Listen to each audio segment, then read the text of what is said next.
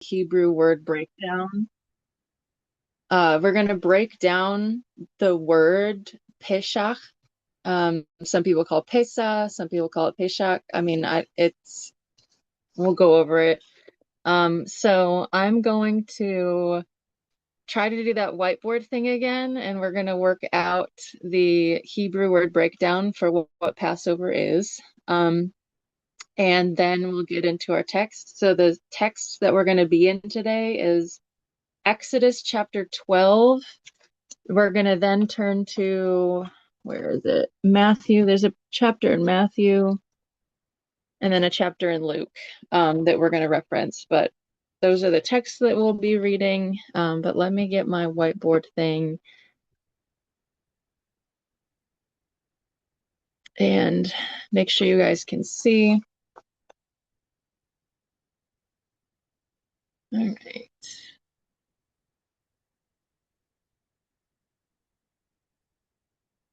All right. Are you all able to see? I'm going to need someone to unmute their mic and tell me that they can see the whiteboard. Okay. Yes. Okay. All right. So I don't have my reference chart in front of me or like on the thing for you guys to see this time. So you're going to just have to trust me if you don't have it all memorized. All right. So Passover. Oh, this is it's really hard with my fingers. So you guys are, I don't know if you can still see my camera. You're going to be like looking right up my nose or something, but it doesn't really matter. All right. Passover. I really need to get one of those styluses for this tablet.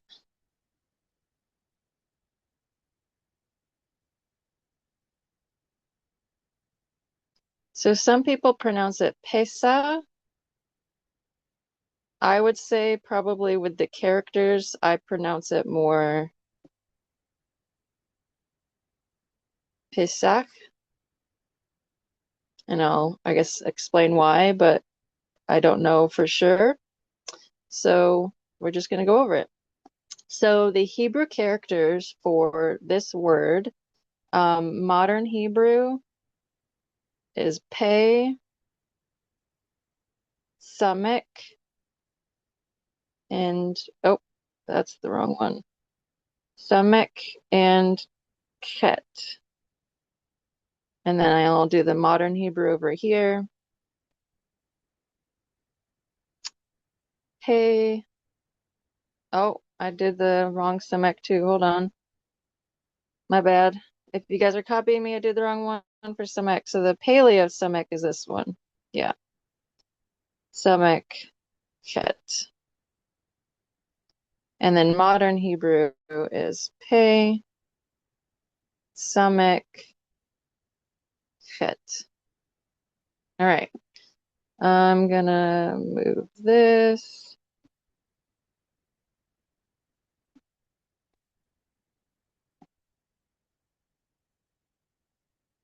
All right. So the breakdown.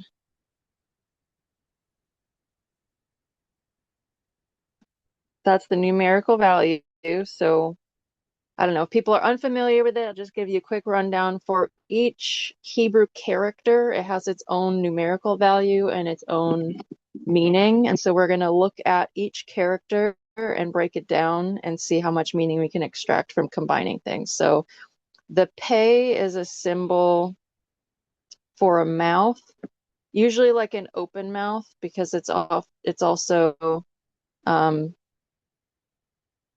open, like speaking a word,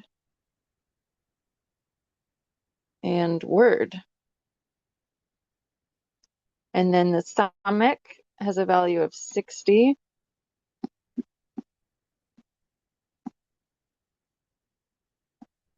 That's this one here, even though I messed that up.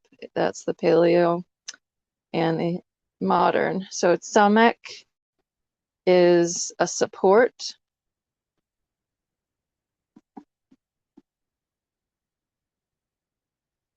Oh, lean,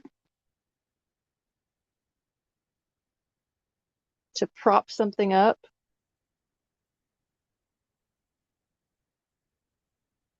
to sustain something.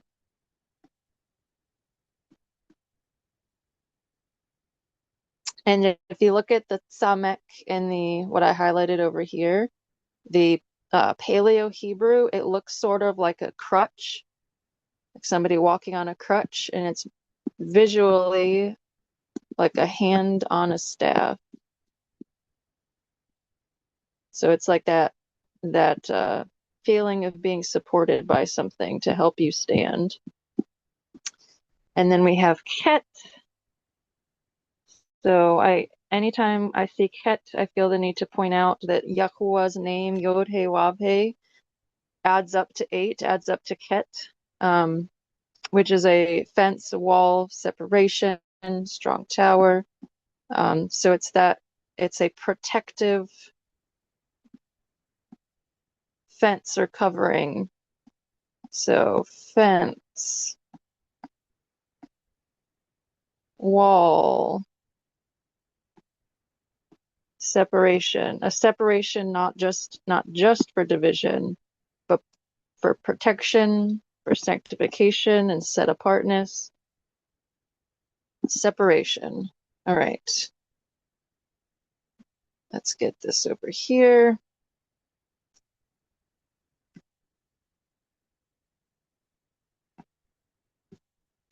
So part of doing this process is condensing the values down. So when we are combining the numerical value of the Pe, Samek, and Het, we add up the values. So 80 plus 60 plus 8 is 148.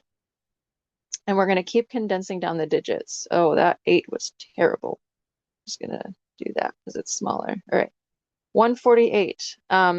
Then we're going to add 1 plus 4 plus 8. Oh my goodness. Plus 8. And that equals 13. Now 13 has some value to know and understand, but we really want to just continue to get it to where we condense the digits. So we're just going to do 1 plus 3 equals 4. So the absolute base value of the word Pesach or Pesa. So the reason, I guess I'll say the reason why I think it's more pronounced Pesach instead of Pesa is because of this character right here. I'm going to circle it here. That's the Het. And that, to me, has that noise in your throat more than like the Hey if it was I'm going to write over here. I don't know if you guys can see that in this pink. That's the Hey in modern Hebrew, or this is the Hey in Paleo Hebrew. And this character makes the ah sound without that kind of catching in your throat. So Yahuwah has that Hey in it. And that's that open ah sound. Whereas Het, which is this one in Paleo, or this one where it's a connected arch, that one has the more ch sound at the end. So I would pronounce this, it's read right to left. So Pe, Samek, Het. I would pronounce it Pesach. But again, that's kind of, other people pronounce it Pesa, and I'm not going to tell them that it's wrong because I don't know. But anyway, back to the breakdown. So 4 is the overall value of Pesach when we add up Pe, Samek, and Het.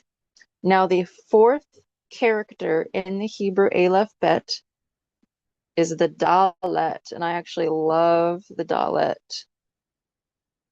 The Dalet in Paleo looks like this. In modern Hebrew, it looks like this. And it's meant to be like the modern Hebrew looks, well, it's connected. Let me actually just connect that. Yeah, the modern Hebrew is meant to look like a door frame. The Paleo Hebrew, I think it looks like a portal, but that's what the Dalet is. The Dalet is a doorway, an open door, an entrance, a portal, a gateway. All right. So what are we looking at here? Overall, Pesach is a doorway. It's an entrance into something. It's a gateway. This is Yahuwah isn't forcing us to go through doors. We've talked about this just in the group of the Most High opens doors for us that leads us into greater intimacy, greater obedience. But he doesn't force us through these doors. These are um, doors that he invites us into. And anytime we go through a door that the Most High opens and invites us to enter into, it leads to greater intimacy. And so this particular doorway is Pesach. And so if we go back to the meanings, and we are going to combine the meanings, so the Pe has mouth, open, speak, or word. So Pesach we know is one of the commanded biblical holy days that the Hebrew people were commanded to keep for all generations. And if you are within covenant, this does apply to you. But we're going to go over today the difference between the physical law covenant in the Old Testament and what Messiah did to bring the renewed covenant and the kingdom of the Spirit. So we are going to talk about how we're supposed to keep this, but it's going to look potentially a little bit different than they did it back then. And then Samek, so we have Yahuwah speaking a word, he's giving instruction. Then Samek is a support, to lean, to prop up, to sustain something, hand on staff. How I interpret this is Yahuwah instructs us to keep this, and by doing this, he covers us in a sense of he sustains us, he supports us. And keeping this Passover is a way in which he does that, and way in which he sustains us. And the whole story of Passover that we'll read in Exodus 12 is when Yahuwah basically is delivering his people and sustaining them. And then 8 is the ketz, that fence, that wall, that separation. And so in this way, Passover is a way for us to be separate from the world, a way for us to practice our set apartness. And so overall, it's a commandment. It's a word spoken by the Father. It's a way for him to sustain us. He promises to support us. And it's a way for us to be separated. And then it is a doorway into greater intimacy with the Father. So I'm ending that. Can you kind of say that all through one more time? Like it is his command, it is his the spoken word from the Father, and just kind of go through that one more streamline again. Yeah. So the pay is that open mouth, that word spoken. So it's the Most High speaking a word and instruction to his people. Then the tzamek is the support, leaning on a staff. It's to prop something up to sustain it. So there's this element of this Pesach is like a required part of the Father sustaining us and keeping us. And he promises that when we walk in obedience, he gives us the things that we need. And so there's the sustaining power of the Father within that.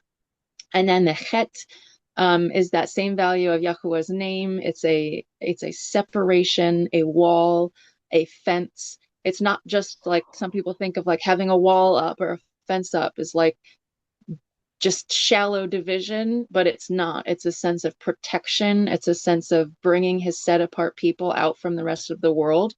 And so keeping Pesach, it's something that we are commanded to do, but it brings you into the set apart nature of the Father. It brings you into that protection of the Father. It is an element of the covering that allows you to be protected with the Father. And then it's his promise to then sustain you.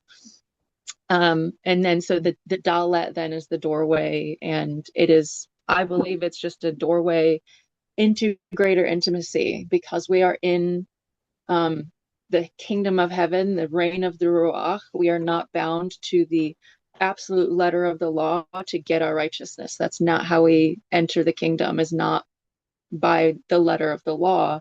Um, so it's going to look a little bit different about what's most important when keeping Pesach as children of the heavenly kingdom. We're not children of the earthly kingdom anymore. So that's what I'm going to try to focus on. I'm not going to touch on calendars. I'm not going to, because this, when we read Exodus 12, so everybody, if you want to turn to Exodus 12, I'm reading from Yah Scriptures. You can read from Sefer, you can read from whatever translation you want.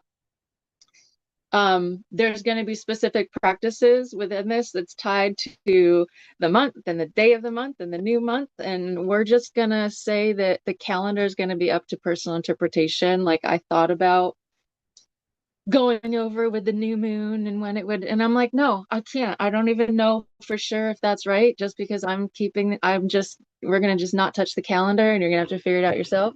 I don't know for sure, but I'm choosing the lunar solar calendar this year. That's where I feel.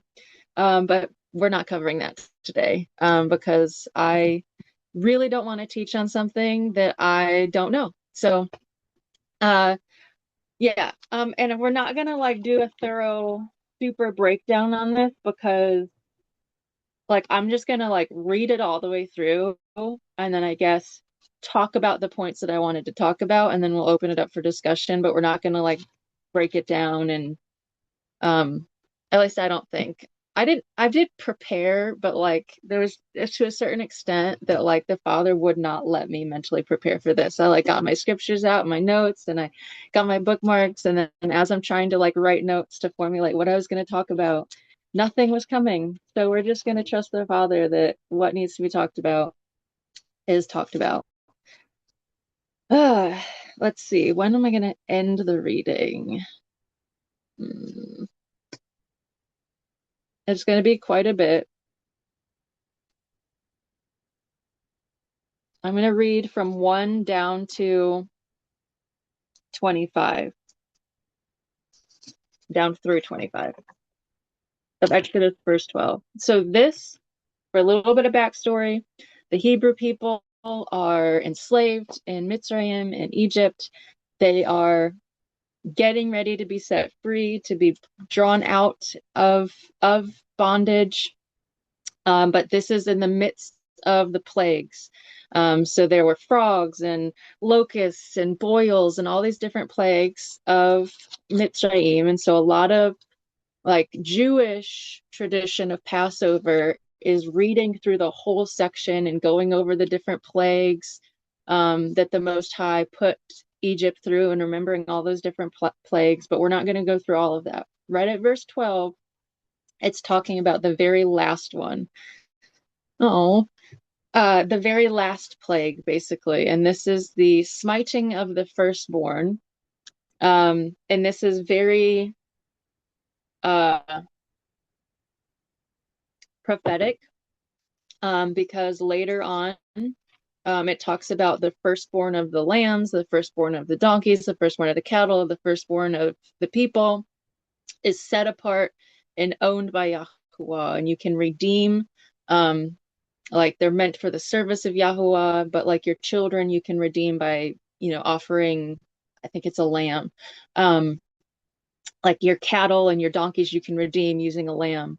But they are, by doing this slaughtering of the firstborn of Egypt, on the other side of that, the payoff is like the deliverance is the firstborn belongs to the Most High. And so we'll see this prophetically with the Messiah, with lots of things. But that's not in this text, but we are going to talk about it a little bit. So from verse 1 in chapter 12. And Yahuwah spoke to Moshe and to Aaron in the land of Mitzrayim, saying, This month is the beginning of months for you. It is the first month of the year for you. Speak to all the congregation of Israel, saying, On the 10th day of this month, each one of them is to take for himself a lamb, according to the house of his father, a lamb for a household. And if the household is too small for a lamb, let him let his neighbor next to his house take it according to the number of the beings. According to each man's need, you make your count for the lamb. Let the lamb be a perfect one. So we're talking about Messiah now. So we have the old covenant, the old Passover was a perfect lamb. Um, and Messiah is the new perfect lamb. But anyway, let the lamb be a perfect one, a year-old male. Take it from the sheep or from the goats, and you shall keep it until the 14th day of the same month. Then all the assembly of the congregation of Israel shall kill it between the evenings. So this is the evening of before Passover begins. So it would be, again, I don't want to, spiders in his cage freaking out right now. I don't want to try to talk about exactly when it is for this calendar. I know for like my calendar, it would be the Wednesday leading into Thursday before Pesach starts on Thursday, I believe. But it's that evening is the lamb is slaughtered.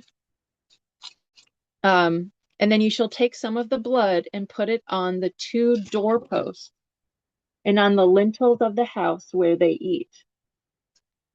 So within the dwelling place of these people of the kingdom, which is, I mean, they're just slaves at this point, but this is their dwelling place of the kingdom of the Most High back then. They didn't have a king yet and all that, but it's still the people. So the dwelling places of the people were covered at the doorpost, so the entry points where they eat it.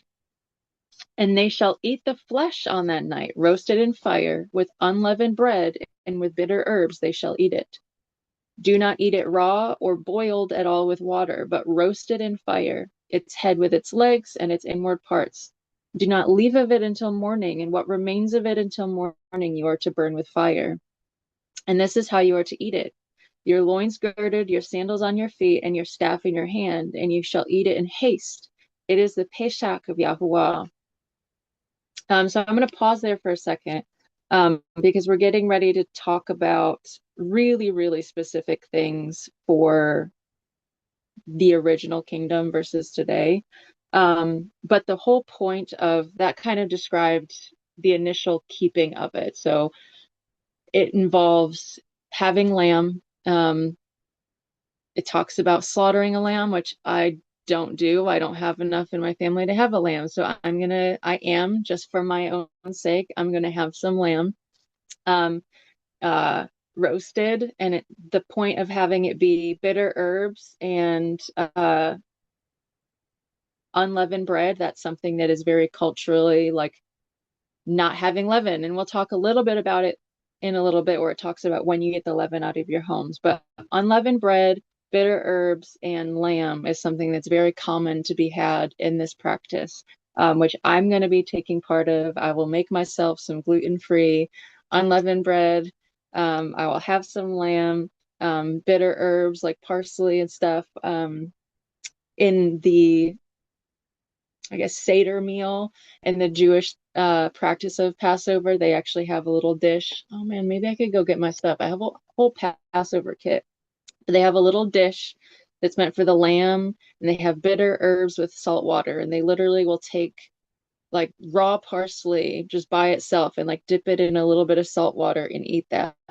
So it's meant to be something that's cooked in haste without a lot of time and attention prepared to it. So like when you're cooking a meal and you want it to taste good, it's like salt and pepper and all your herbs and seasonings, and you maybe marinate it and you get it like really prepared before you cook it. But this is talking about like if you season it, it's just with bitter herbs, really good and potent for your digestive system. It's meant to just be quickly roasted. It's not meant to be seasoned and marinated and soaked and prepped to be good. And then how you eat of it is we're not obviously girding our loins and our sandals, and we're not going to have our staff in our hand. The That's back then basically. The idea or the spirit behind this is not being in comfort while you're eating this, and to have it be a remembrance of your body that we had to do this in haste back then, that they had to do it without having a lot of time to prepare. They knew that they were getting ready to be delivered. So in this sense, for us, we are celebrating, basically, we're remembering that. But I don't plan on having a staff in my hand and my loins girded and stuff like that. Like, it's just slightly different, but we're going to talk about the symbolism of some of these things. So in verse 12, and I shall pass through the land of Mitzrayim on that night, and shall smite all the firstborn in the land of Mitzrayim, both man and beast, and on all the mighty ones of Mitzrayim I shall execute judgment. I am Yahuwah. And the blood shall be a sign for you on the houses where you are. And when I see the blood, I shall pass over you, and let the plague not come on you to destroy you when I smite the land of Mitzrayim. This is all very relevant to what we will experience today in the spiritual kingdom of Messiah's blood covering us, covering our doorposts. Like back then, it was the physical doorpost in their home, and now it is a covering on our heads, that when the Most High sees the lamb's blood, sees Messiah's sacrifice on us, that we escape his judgment as well. It's our sign, it's our sealing, it's our covering. And he passes judgment on the mighty ones of Mitzrayim. So this is like, I believe that this is a little bit of the people in charge, basically, of today, that rule the world and control everything, and we're kind of in servitude to. I think it's a part of that, of when he casts judgment on them. But more so, our bondage was things like traumas and demonic bondage and addictions and these types of things, that were not just delivered from slavery of one particular country. Messiah came to deliver us from bondage in the inward man. And so that blood covering of Messiah's sacrifice is getting ready to, it covers us while the Most High burns away and puts to death the parts of ourselves that don't belong.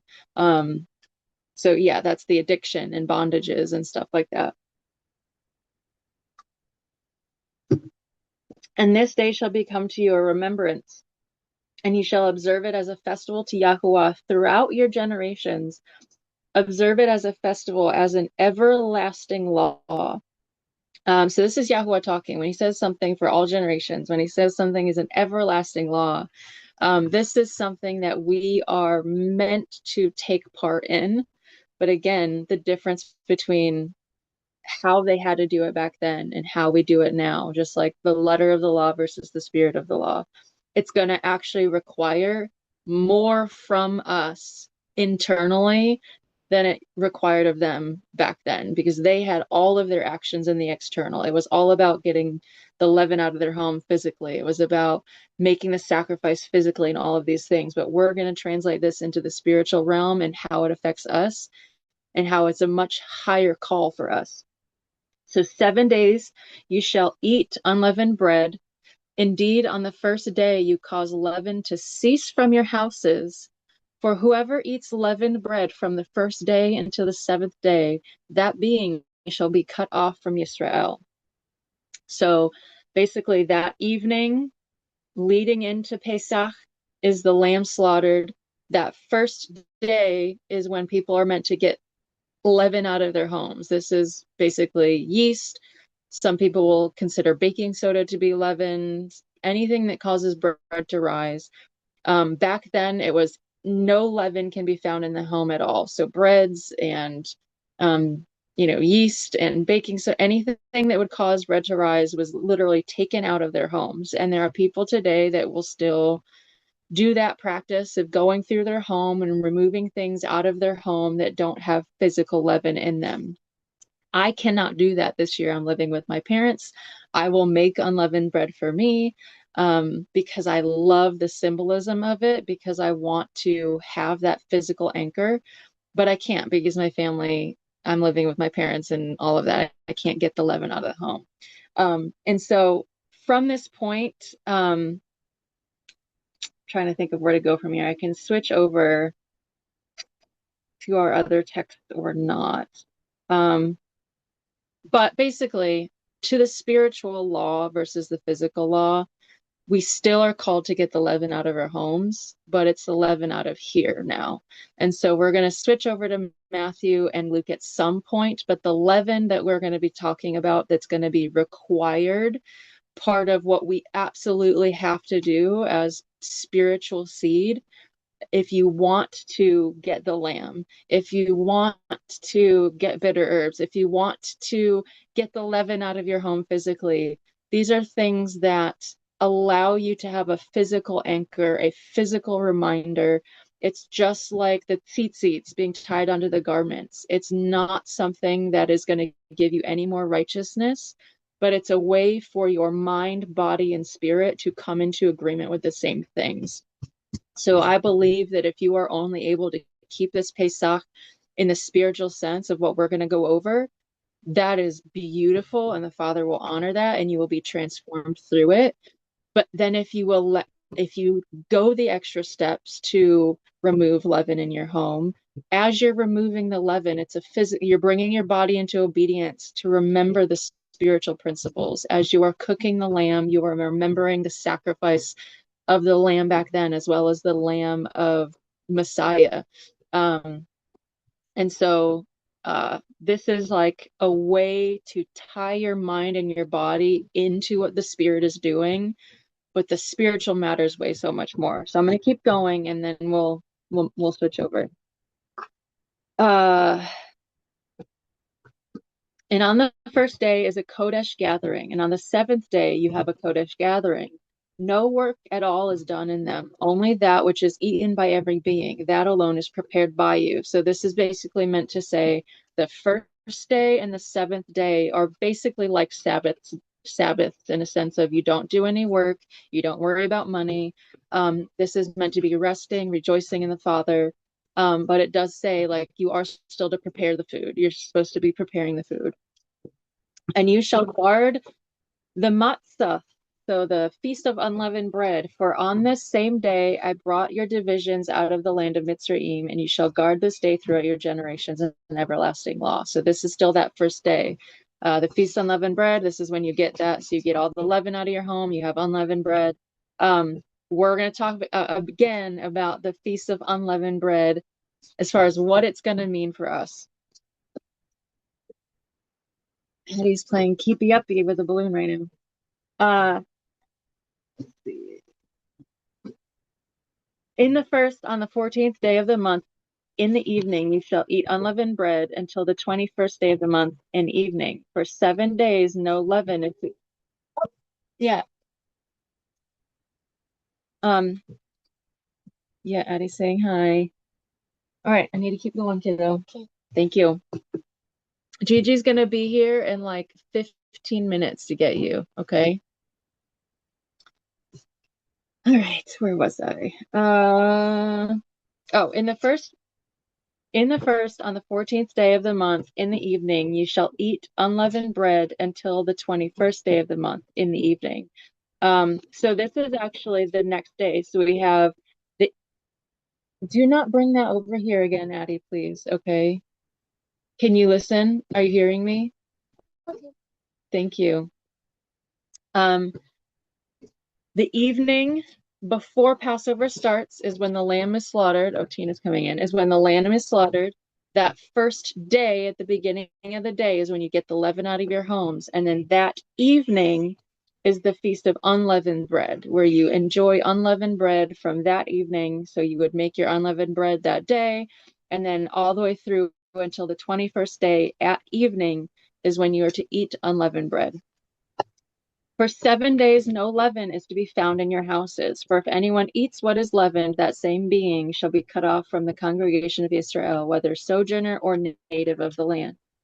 Do not eat that which is being leavened. In all your dwellings you are to eat unleavened bread. And Moshe called for all the elders of Israel and said to them, Go out and take lambs for yourselves according to your clans, and slaughter the Pesach. And you shall take a bunch of hyssop and dip it in the blood that is in the basin, and strike the lintel and the 2 doorposts with blood that is in the basin. And you, none of you, she's Jumping around, it's so distracting. And none of you shall go out of the door of his house until morning. And Yahuwah shall pass on to smite the Mitzrites, and shall see the blood on the lintel of the two doorposts, and Yahuwah shall pass over the door, and not allow the destroyer to come into your houses to smite you.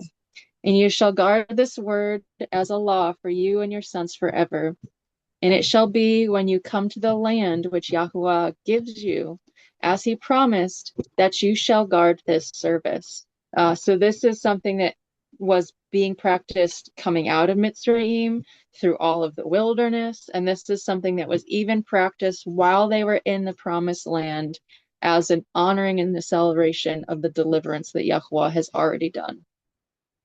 So now we are going to switch to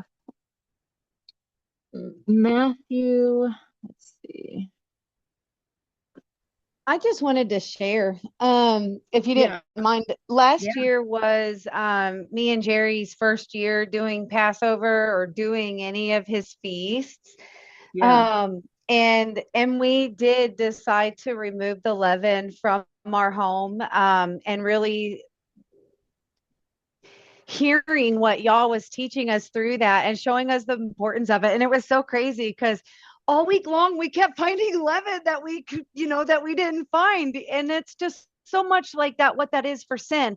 There's always, Yeah. the more you look, and there's always that sin somewhere hidden in there. And so it was a really good practice for me to um see how much there is. If you equate the leaven to equaling sin, you see how much there is in your house, and then getting it out is hard, and then it sucks, because you don't want to let go of it. And then there was just so much to go on with it. But if you just always saw it as sin, like, it made it worth it and it made it fun. And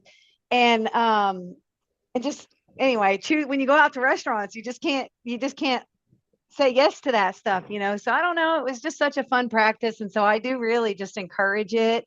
Mhm. I do encourage it. So even the other one where you have to afflict yourself, I think they went camping or they just lived without any of their modern or whatever. And I didn't know how to afflict myself until I started walking barefoot over rocks. And anyway, it's just hard to explain, but seeking his heart and to what he is teaching us through his festival, it's just such a beautiful thing. It's blown my mind at how um, smart he is at putting all this stuff together. Anyway. Yeah. Yeah, absolutely. Yeah, thank you for sharing because that's one of those things. It's like I want to make sure we're not making this something that people who don't know what they're doing and don't have the ability to do it, that they're stressing that they can't keep Passover right because of all these things. But if you're able to do those things, yeah, they are mine. Thank you. I'm just gonna show you these things. They finally came today. Haley made them for me. Yeah. Yeah, but those aren't mine. Those aren't mine. Those are Pop Pops. All right, you're gonna have to be lookout. Gigi should be here in a few minutes. Woohoo! Okay. Okay. All right. Um, yes, Haley, I see your hand. Oh, I was gonna say real quick, it's important that it's not something that people are scared of feeling that the Father's going to condemn them if they don't have the ability to do these things or they can't do it exactly right. But if you have the ability to do it, it does force your brain to be remembering things, to bring to remembrance the deeper principles. So, yeah, I definitely appreciate you saying that. Haley. Yeah, I was just gonna say that last year, me and my son, we went through our whole home and we removed like anything that could be an idol or like, just unpleasing to the father, anything like that. We went through our entire home and just got rid of, purged a bunch of things. So that's a really cool aspect that you could implement too. Yeah, I So think that's awesome. yeah. Casey? So I just wanted to say that the breakdown of the letters, the characters for Pesach, it really, like you pointed out, that it lines up with what he did for the Israelites in Egypt, right? Like He spoke to them, supported them, and separated them. And this is exactly, it's a blueprint. Mm-hmm. It's a blueprint for, like, it reminds me of my personal life with, because like I was a slave in captivity to many things. Mm-hmm. He spoke to me and proved himself by supporting me and then separated me. And it led to it was the doorway. Yeah. So, Yeah. so this Yeah. is really it's so much deeper than I knew, but it's like it's all it's thank you for pointing it out. Yeah, yeah, it's my pleasure. I had never done a Hebrew breakdown on Pesach until last night, and I'm like, I don't know what I'm doing, Father, but like you're gonna give me some wisdom by breaking down the words. And sure enough, like the language is just beautiful and flawless and perfect. And but yeah, that's exactly what we're doing now in this life. So if the Old Testament is the macro like scale of the journey of being a Hebrew, which means that people crossed over. That's literally what Hebrew means, is a person crossed over. So the Hebrew people experienced as a whole the servitude, the wilderness, the promised land, the falling away, the serving other idols, the coming back, being given a king, then the redemption of the Messiah. So they experienced all of it, and now we, at the same time, experience that in the micro, because now we are the temple, we are the dwelling place. And so we experience bondage, and we experience deliverance, and then we experience our wilderness seasons, and then we experience the promised land, and we experience when things get too easy, and then we fall away and get distracted and we serve other idols, and we experience all of these things. And so it really is so much deeper, and we can see within ourselves, within our own vessels, within our own lives.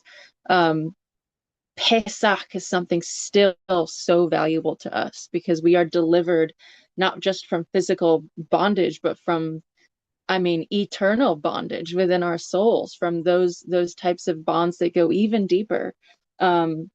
And walking through that wilderness and then coming into the promised land, into his promises, being set apart for him.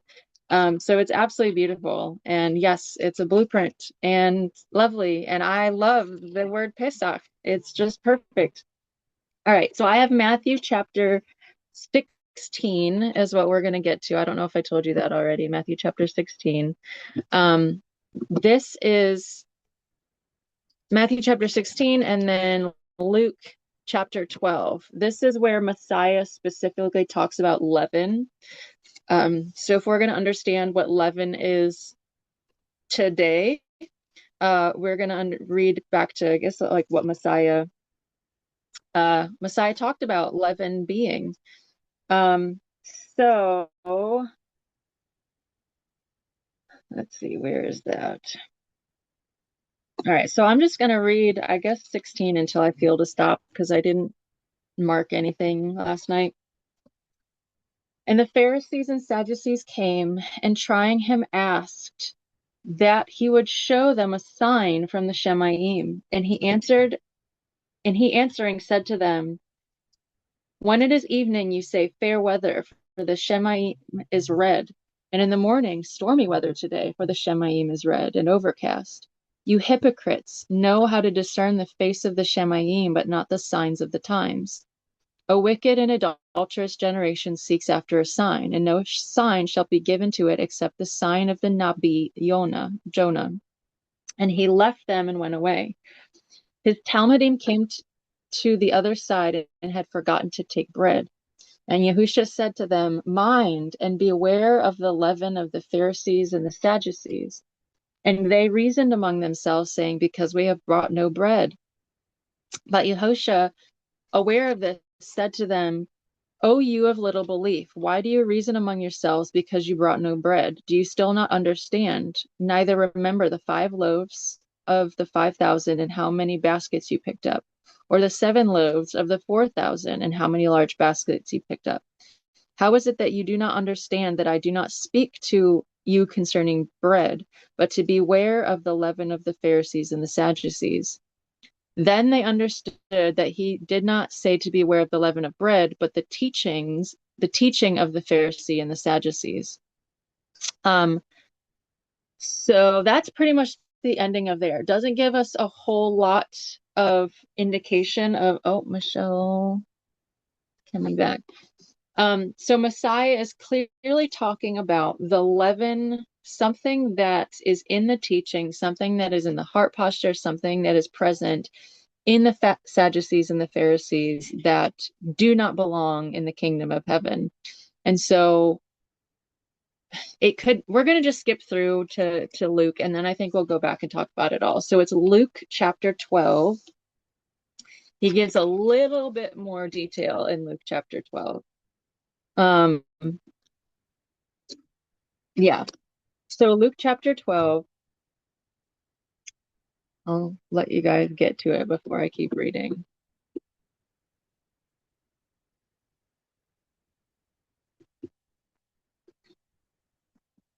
Hold on, I'm going to mute my mic and yell downstairs because Addie needs to get her shoes on.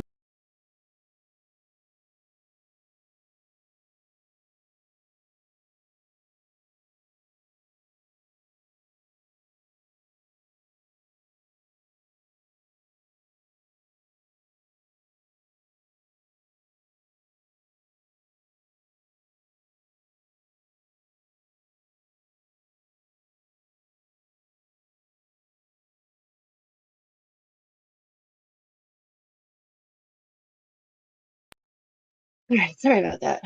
My grandmother is coming to pick Addie up in a few minutes, and she's pumped. All right. I'm guessing you're all there. All right. So Luke chapter 12, it's like really quick. Meanwhile, when an innumerable crowd of the people had gathered together so that they trampled one another, he began to say to his Talmudim first, beware of the leaven of the Pharisees, which is hypocrisy. And whatever is concealed shall be revealed, and whatever is hidden shall be known. So whatever you have said in the dark shall be heard in the light, and what you have spoken in the ear and in a room shall be proclaimed on the housetops. But I say to you, my friends, do not be afraid of those who kill the body, and after that are unable to do any more. But I shall show you whom you should fear. Fear the one who, after killing, possesses authority to cast into Gehenna. Yes, I say to you, fear him. Are not 5 sparrows sold for 2 copper coins, and not one of them is forgotten before Elohim? But even the hairs of your head have all been numbered. Do not fear, you are worth more than any of these. And I say to you, everyone who confesses me before men, the Son of Adam shall also confess him before messengers of Elohim. But he that has denied me before men shall be denied before the messengers of Elohim. All right, we're going to stop there. So the only thing that is specifically mentioned is hypocrisy. However, he goes deeper to say, talking about things that are in darkness that should be coming to light, things that are said in darkness, things that are hidden within will not remain within. And so we can sort of infer, I guess, to infer what the leaven of the Pharisees is this external show, this external perfection, when the inward parts are filled with hypocrisy and secrets and hidden things. So when we are now in this kingdom and we're talking about getting the leaven out of our homes, the leaven out of this, it is deep internal reflection, deep getting all those little bits out that might be hidden behind fear, behind doubt, behind anxieties, behind maybe there's parts of yourself that you're ashamed of and you don't want people to see, and maybe you present yourself one way in public and a different way inside. This is all things of leaven. Or if you're teaching one thing or speaking one way, presenting yourself as a perfect, oh, Jackie, no. All right. I know. We'll miss you. It'll be recorded though. So we are basically to get the leaven out of our homes. Yes, we can get the physical leaven, but it's going to be really, really important for us to get that spiritual leaven out of our homes, to make sure that that first day of Passover, the entire day, like when they used to spend their entire day getting all the leaven out of their homes, you can still do that. But we are really wanting to make sure that we meditate within, that we open ourselves up, allow the light to touch all our dark places, that we, if we have an issue against our brother, that we resolve things, that we don't have any shame and guilt and hidden parts within us that are unhealed. And so it's a day to just make sure that hypocrisy is gone, idols are gone. So like Haley's practice with her son of going through the home and removing things that are idols and potential distractions and things. I think that's also a really good practice. But leaven is more than just sin. It's the sin and the darkness that is inside, that's hidden, that the only way for it to come out is if you choose to have it come out, because the Pharisees played a good game. They looked the part, they acted the part, and all of that. But it was the inside that the Messiah is talking about is where the leaven is located. And so we need to be really, really sure that what we're bringing to the Father is free of hypocrisy. It's free of hidden self and ego and self-protection, that we're really making sure that we're bringing before him that pure state within, that leaven-free state within. And so then having that meal with him in the evening is a time of rejoicing of, yes, we've got the leaven out of our homes, but we're getting the leaven out of the inside. And it's starting the new year. It's an excellent way to begin to set the tone for like basically the rest of the year. And I think that's pretty much it. I mean, honestly, like that's really the depth of it. We are remembering Messiah's eternal sacrifice, the blood of the Lamb that covers not just the physical doorposts, but us now. The judgment is being cast on the enemy that tries to tie us into bondage and blood contracts and whatever else that we made agreements with in the past that we were bound to. Now the blood of the Lamb covers us, and the judgment of the Father, like we are completely protected, we are covered. And so during this Passover time, if you're able to take part in the lamb and getting the leaven out of your home and getting bitter herbs, and with your body and your mind honoring the Passover in that way, like it's absolutely beautiful to do. We're gonna try to have a Zoom call where we come together and we'll have like some unleavened bread, and we'll have maybe like I don't drink wine, but I'll have some juice, and other people can have wine if they want wine. But just to come together and share like in that feast of unleavened bread is something that we can basically, I don't know, just share what the Father's doing, share maybe the leaven that we've taken out of our homes, or the leaven that the Father has highlighted us, or something that we're working on. And I think just coming together and sharing that, since we're not together, we're not able to gather and have a feast right now, but I think we're going to try to do that. And I'm guessing I guess it would be Thursday night at that point. It would be a Thursday night gathering, or Thursday afternoon gathering. Um, so yeah, does anybody else? I think that covers most of it, honestly. I hope I did well enough job. That covers my understanding of it. Like I don't I do get lamb, and I will get the fresh parsley, and I will do those things, but the priority in my mind and in my spirit is that spiritual nature, rather than worrying about getting all the leaven out of your home. Like, go ahead and do it if you feel led to do it, and I'm sure there's going to be fruit and reward. But like the priority is the inward parts and the inward man, and remembering what Messiah did for us, as well as the deliverance from Mitzrayim. But yeah, anybody else? Yeah, Tina. The only thing I was wondering as well, because when I read Matthew 16 in the past, I must admit, I didn't think about it being connected to Luke 12 in the way that you just described, but Matthew 16 to me also put the leaven as like pride and wrong heart posture. Hmm. So I've kind of already got that written down. Hmm. But the hypocrisy, I suppose, is part of that pride, isn't it? It all ties in with it. Hmm. Um, but yeah, I the first time I did Pesach, I did get rid of all the leaven out of my house. It was a few years ago now. But I was strongly convicted afterwards that it was really wasteful because I literally had not long bought a lot of it. So it was like brand new packs and stuff. And because the following year I realized it was more of a spiritual leaven. I don't know, I've just not done it since. And I don't think there's anything wrong with doing it, but I just felt like I was chucking a load of stuff out that other people could have used, or you know what I mean? And it was the first year I'd ever done it. It was back in 2023, I think. And it was just, I think I threw it away out of fear because I felt like I needed to rather than looking at it from a spiritual perspective. So Abba's put on my Yeah. heart these days not to throw anything, to give it away if you're going to get rid of it, that kind of thing. So, Yeah.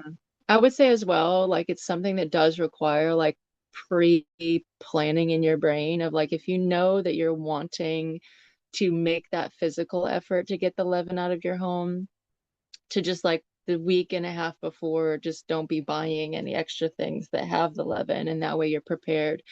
Because I did the same thing last year. Last year, I wasn't online much.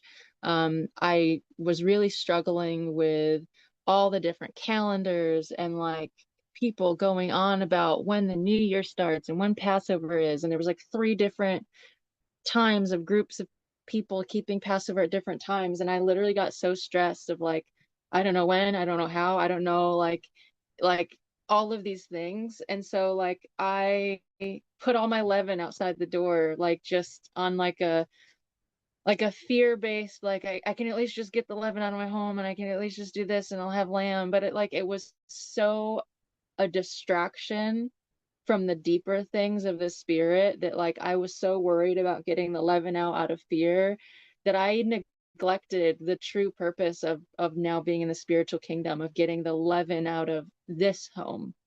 Um, and I celebrated Passover in anxiety, and like that was not what was supposed to happen.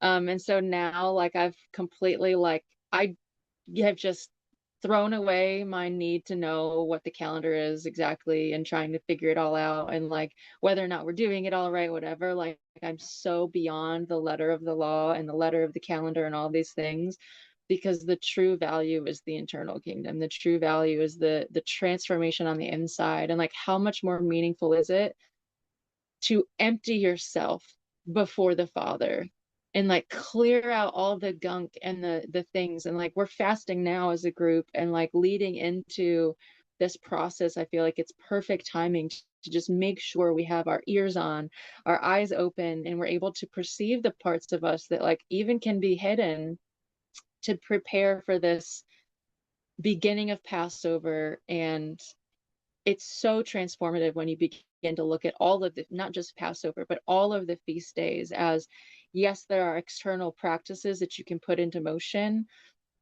but what the Father is wanting to do within us is so much more valuable than getting any of the letter of the law correct. Haley. Yeah, you pretty much touched on most of what I was gonna say, in the sense of like over obsessing about all the physical things. I stressed out so much the first year and even the second year, especially being I'm unequally yoked. So just, that not being in agreement and him not understanding, and I was like stressing out over it. But once I really started to fully understand like all the spiritual lessons, it was like, like I can relax a little bit and just really press into what the meaning it really is for. Another fun thing that I like to do though is I like to hang a red ribbon around my door just as a symbol of the blood. Just something that I enjoy doing for myself. And then I did have a question. I was wondering, I've heard it said that this this one specifically, the Pesach, um, you're not really supposed to celebrate with unbelievers. Like it should be a really sacred thing for only those who are in covenant.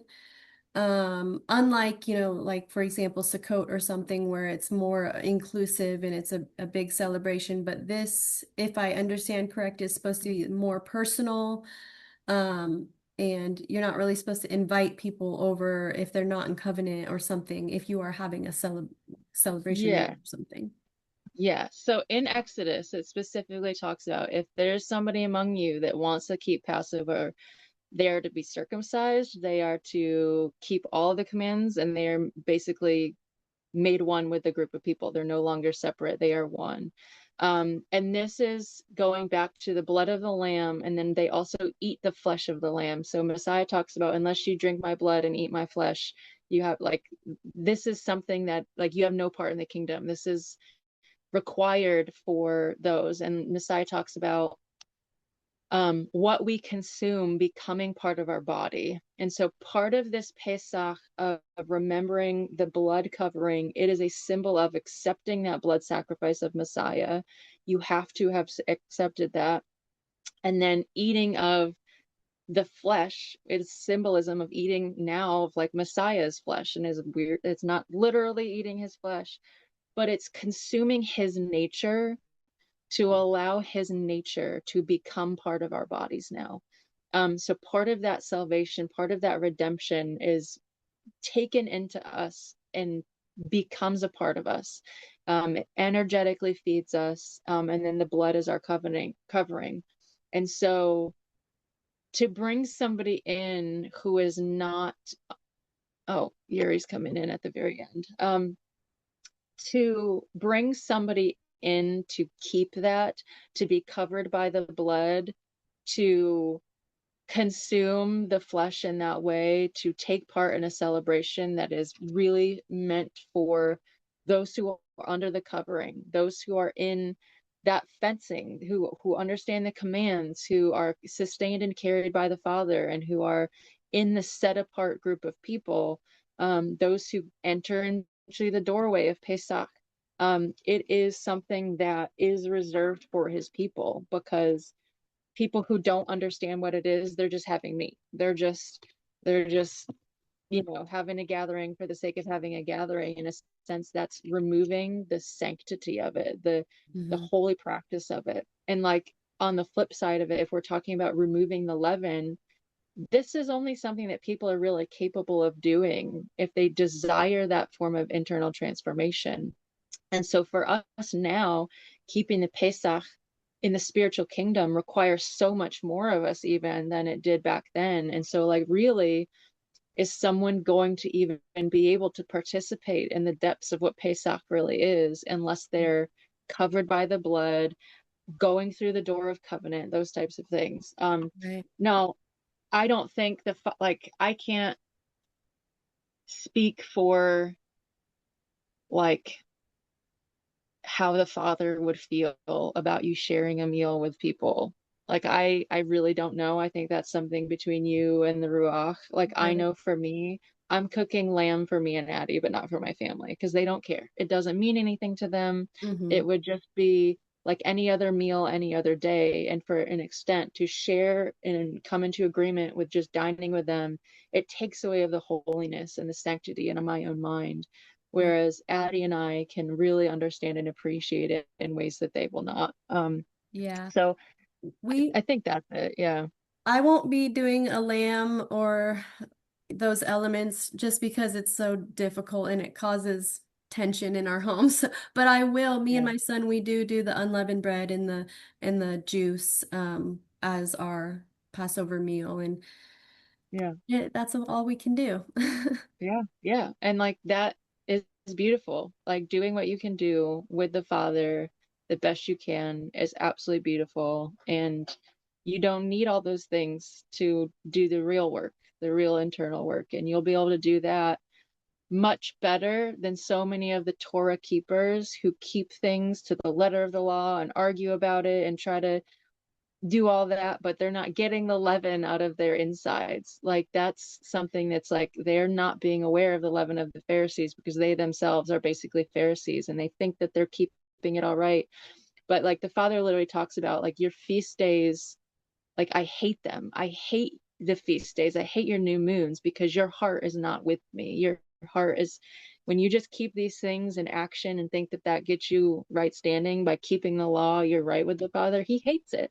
It's not something that's honoring to him. So first is the spiritual transformation, and then we're leading into it with bringing the physical reality into agreement as much as we possibly can. And the Father, his strength is made perfect in our weakness, and he understands the situations that we're in. So yeah, that is one of the shorter studies that we've ever had. Tina, did you have What a did you? question or want to say something? Tina, you had your hand up. Yeah, I did. Sorry, I was just trying to find the mute button. Um, I was going back to what you were saying about the calendars and everything, and I've been through about three different calendars in my journey, one for each year almost. And I've just got to the point now where, other than the basics of what I believe the new year is and things like that, when it comes to the feasts, I'd much prefer if, I mean, in the UK it's a bit more difficult, but if I could find people to do the feast with, then I'm not too worried about the dates. I feel like it's more about us doing it as a community. Last year, unfortunately, it went really awry, but I had planned on meeting up with a sister over in Wales to do it with her, and then she changed her mind and went up to Scotland, and I couldn't, and it was just everywhere, all over the place. But I just feel like Abba would want us, like you said, not arguing or worrying about the dates as such, but just looking for fellow believers that we can do it with. And actually, I'd forgotten the Passover restrictions about no foreigner. The first time I did it was with my ex-husband, and he definitely wasn't. He just liked the lamb. That was all it was. He was bothered about. But I have repented for that. But it was just, it's interesting that that is one of the main ones that shouldn't. But I suppose with the meaning behind it, and the historical bit of the fact that they left Egypt at that point, if you're eating it with somebody that isn't believing, then they are still in Egypt. They're still in that bondage. So I suppose that would make sense to me now, thinking about it. Yeah. Yeah, that's Bobby asked a question in the chat as well, but I've mentioned that he was on about bread and the wine, or the bread and I have grape juice or whatever, but I do it. I don't necessarily do it every single day, but it's, for me, it's like a communion thing rather than a desperate need to do it. But I just think it's a nice reverence thing to do. Yeah, like I think if we have our virtual meeting at some point on Thursday, we'll have our unleavened bread and our juice and we'll sit and we'll talk and we'll have our little like feast of unleavened bread to them as much as we can to participate together. Yeah, Michelle. You gotta unmute your, yeah.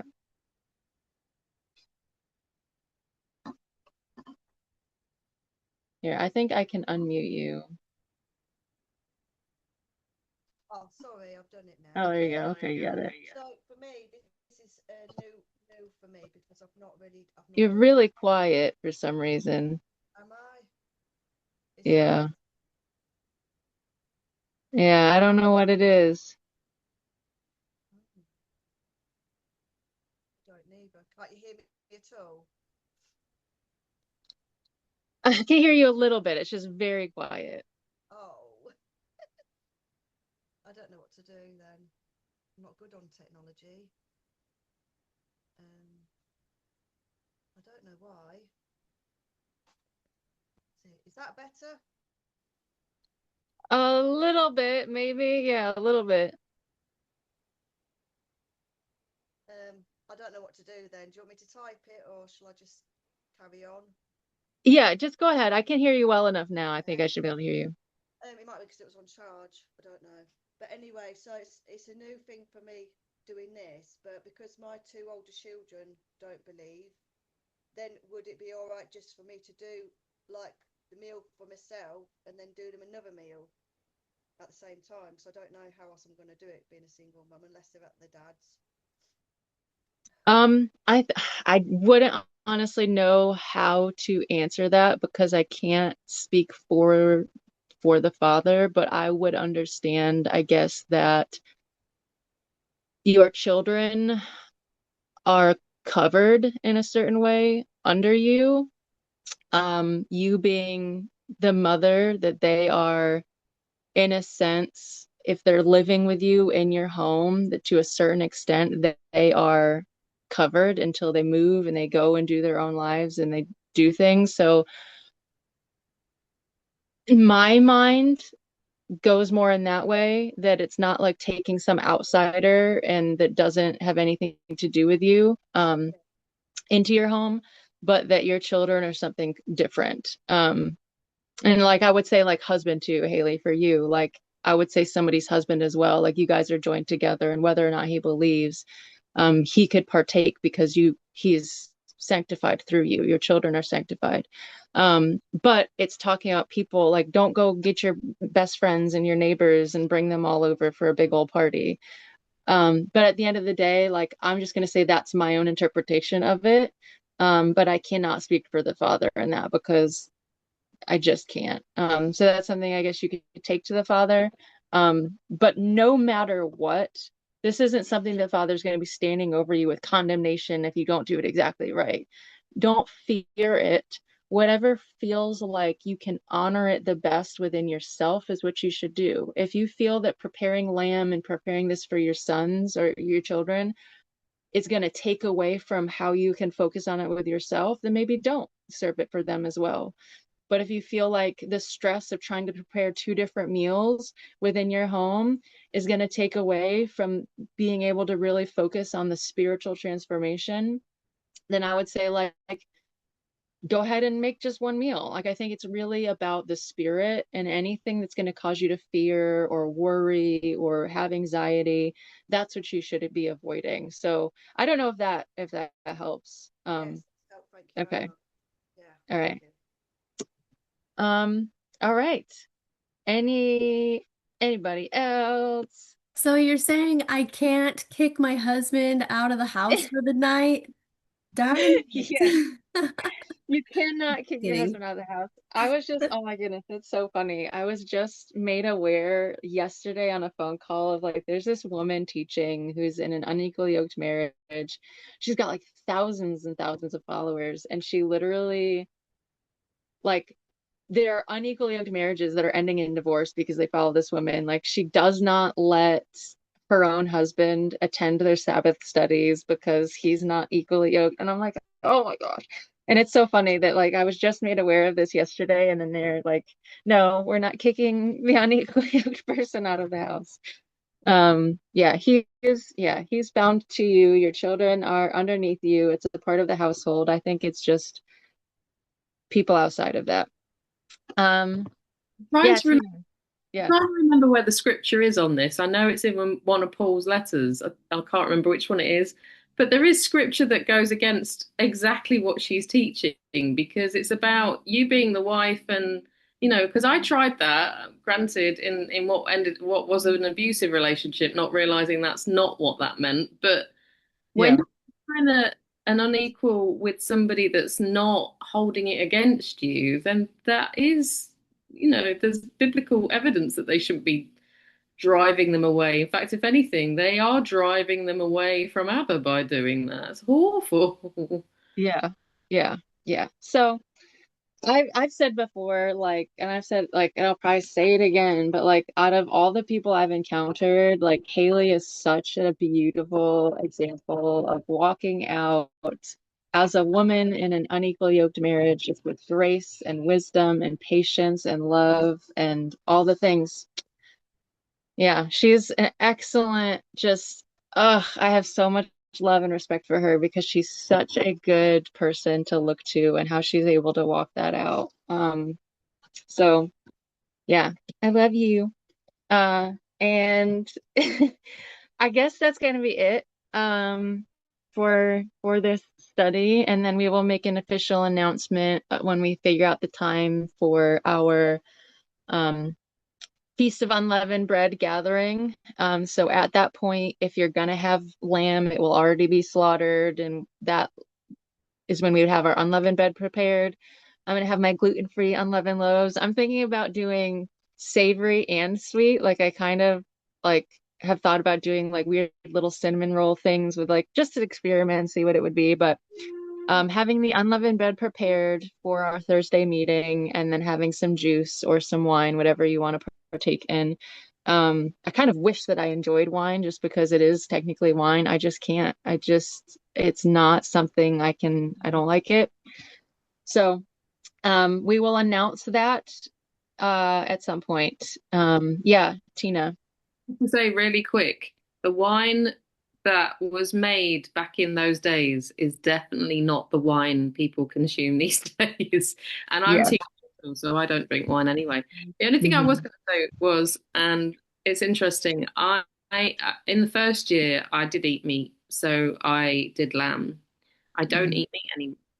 So, and somebody actually told me off and told me I should break my which has been kind of like led by the Ruach to not eat meat in terms of my health and the way I am now, but told me that I should be eating lamb on Pesach, and I was like, no, sorry, that's not what I was told me, so I won't be doing that.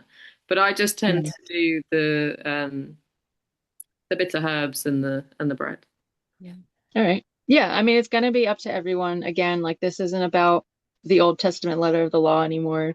You're not eating the lamb in a sense of physically eating the lamb is what's most important. You're consuming the nature of Messiah. You're allowing his nature to infuse into you. And when you're eating his flesh, the lamb, that's what's happening, is that is becoming a part of your nature. And that's what's more important.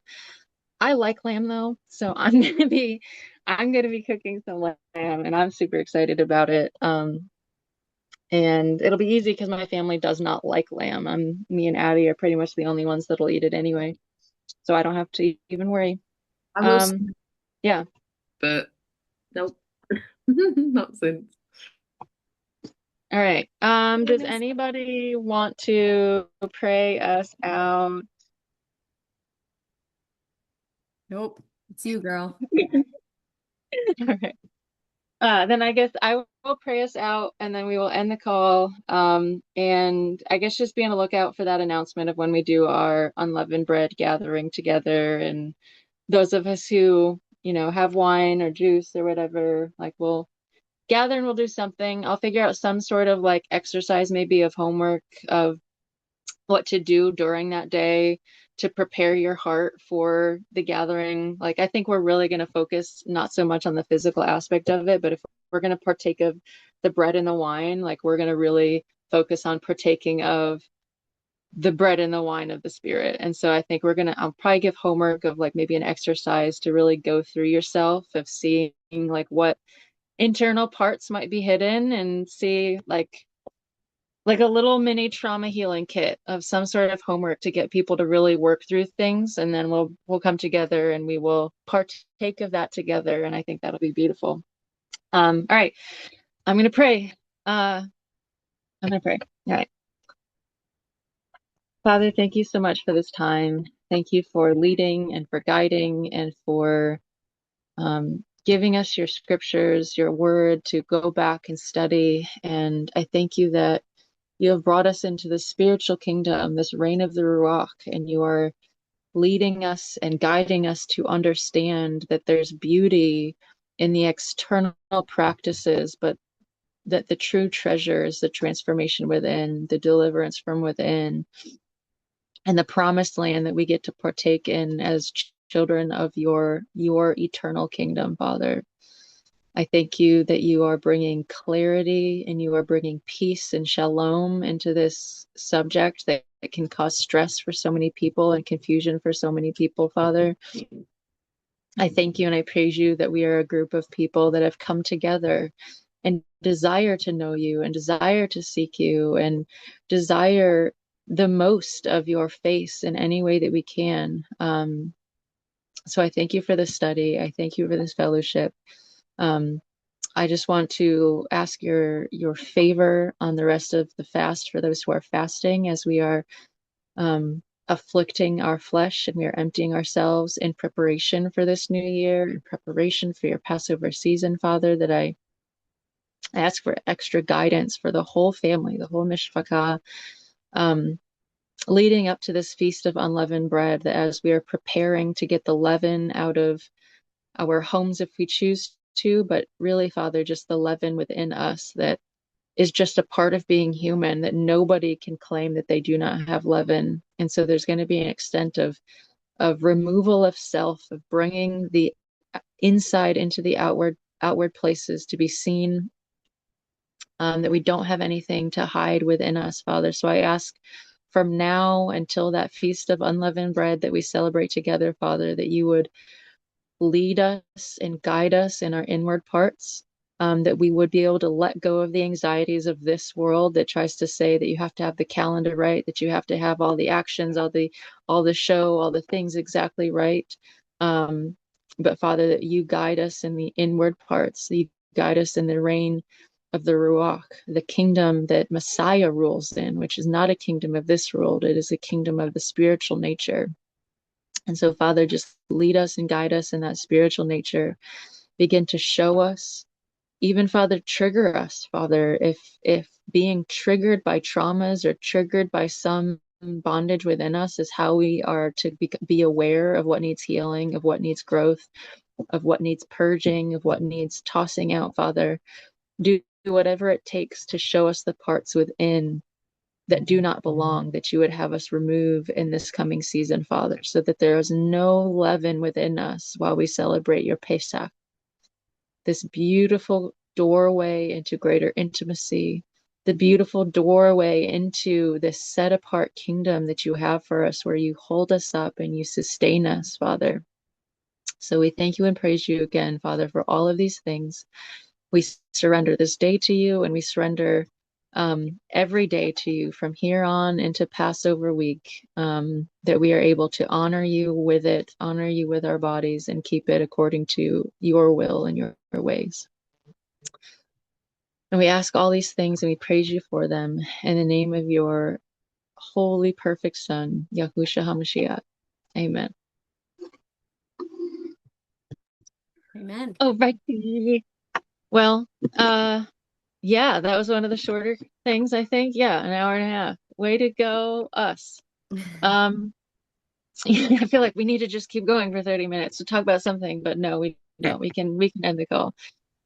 It was lovely to hang out with you guys. For those who showed up a little late, Yuri, um, I'm just kidding. It's totally fine. It is recorded. It's, I guess, to just kind of reiterate, I'm not an expert in it. We just kind of talked as much as my understanding will allow. There's probably even greater depths and abilities to keep Pesach that I'm not aware of yet, but I will continue to learn and we will learn together. I have a feeling that the depths of what the Pesach is, we will experience together, this time of doing this together, of going through these intentional steps as a family. And we're going to do it together, and it's going to be beautiful, and it's going to result in beautiful things. So that's it. Shalom, and I love you all, and I will Shalom, see shalom. you.